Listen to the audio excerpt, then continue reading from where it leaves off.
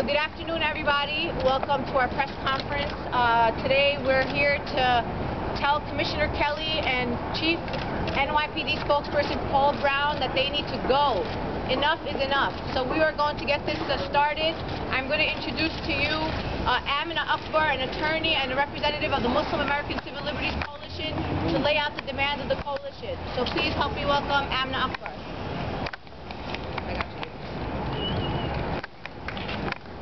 Good morning. We're standing here together today as a coalition of Muslim, interfaith, civil liberties, and communities of color groups. And we're here calling for change for many reasons. For many years now, there have been a number of revelations about the way that the NYPD is policing our communities. We've learned about the way that informants are surveilling and infiltrating our communities. We've learned about the demographics unit and the way that it's literally creating maps of Muslims all around the city. We know that the NYPD was responsible in 2007 for the radicalization report that tied together aspects of Muslim identity with potential for future terrorism. And we know that the NYPD showed the hateful propaganda anti-Muslim film, The Third Jihad, to 1,500 officers during its training.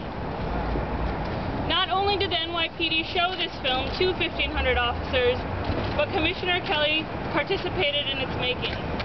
But it doesn't stop there either, because Commissioner Kelly lied about his participation in the production of that film. And it was only after the producer of that film pointed out to the New York Times the specific date for that interview that Commissioner Kelly was in a corner so that he had to admit his participation in the film. But the problems with the NYPD don't stop with Muslim communities. Our brothers and sisters in the African American Latino communities know all too well the problems with the NYPD. Stop and frisk rates are at an all-time high in New York City. And all of this is happening on Commissioner Kelly's watch. So when we stand here and we're calling for Commissioner Kelly's resignation, we're calling for Paul Brown's resignation, it's not just because of the recent revelations about their involvement with the Third Jihad.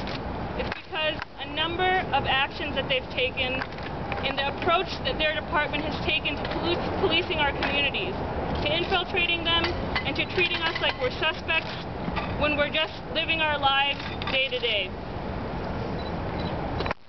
We have been organizing around these issues for the last year and a half, the last several years, and beyond. Muslim communities, civil libertarians, and communities of colors and our allies more broadly. And we're standing together here today to call for Commissioner Kelly's resignation, to call for the resignation of Paul Brown, to call on City Council to establish an independent community control and oversight mechanism, because we now know that the NYPD does not feel accountable to our communities. The NYPD functions in a very non-transparent way. That's not right in a democracy, and it's not right in this city. The NYPD must be held accountable. The NYPD must act transparently. It's important and it's essential for City Council to institute an oversight mechanism in order for that to happen.